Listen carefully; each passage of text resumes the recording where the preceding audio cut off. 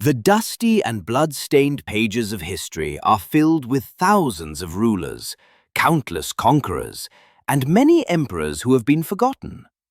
However, among this vast crowd, there is one name whose story is not merely about the clashing of swords or conquered lands, but is rather a monument of justice, mercy, and unshakable will that rises in the collective memory of both the East and the West. Saladin Ayyubi, the most beloved Sultan of the Orient.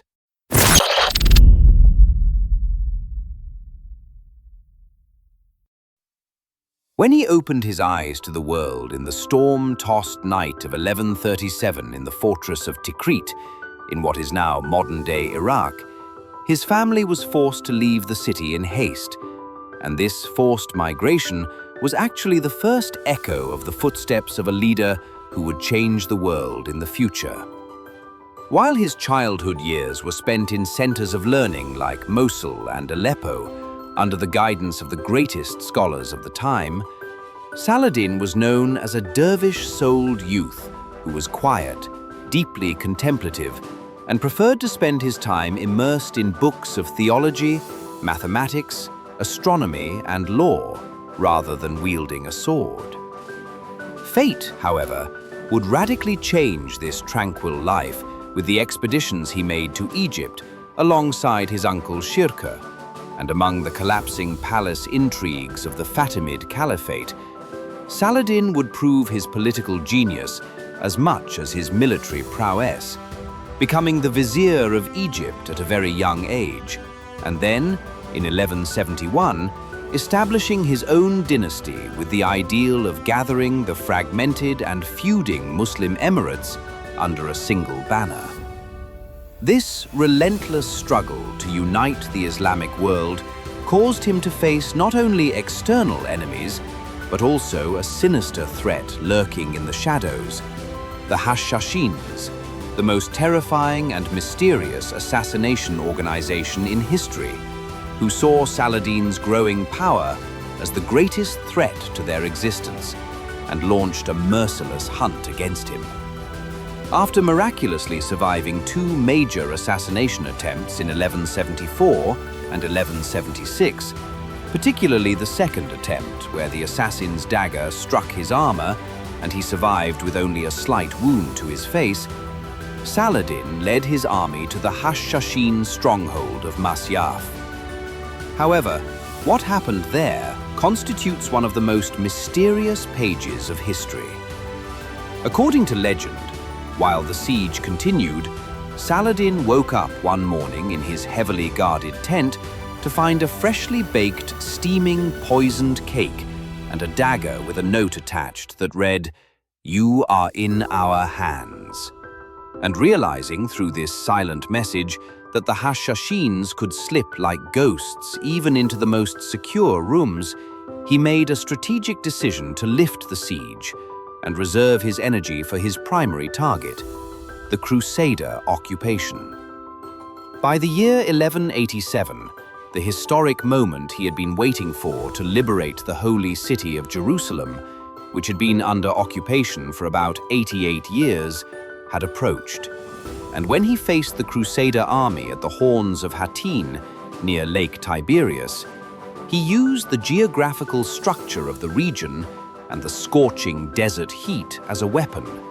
cutting off the Crusaders' access to water and leaving them helpless, literally baking in their armor, thereby signing one of the greatest military defeats in history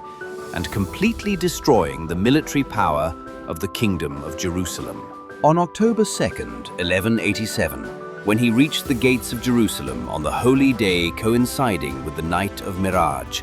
the world had not forgotten that during the first Crusader occupation in 1099, the streets had been filled with blood up to the knees, and everyone thought Saladin would take a similar revenge. However, he engraved the title of Mercy alongside Conqueror in golden letters, harming not a single civilian, allowing the Christian people who surrendered the city to leave safely, and even paying the ransoms of thousands of people too poor to pay from his own personal treasury to set them free. The echoes of this great conquest had the effect of an earthquake in the palaces of Europe, and the Third Crusade, one of the largest military organizations in history, began, marking the start of a legendary duel between King Richard the Lionheart of England and Saladin that would last for years. While these two leaders made the most ruthless moves against each other on the battlefield, Saladin sent Richard snow brought from the mountains and fresh fruit for healing when he fell ill. And when Richard's horse was killed, he gifted him 2 noble horses, thus protecting even the honor of his enemy. Despite all the lands he conquered, Saladin Ayyubi never sat in a palace, spent his time in tents on the battlefields, and lived like a true ascetic who withdrew from worldly pleasures, saying, "How can I smile while Jerusalem is occupied?" When he passed away in Damascus in March 1193, only 1 gold coin and a few silver coins were found in his personal treasury. And because he had distributed everything he owned to his people, not even enough money could be found to cover his funeral expenses.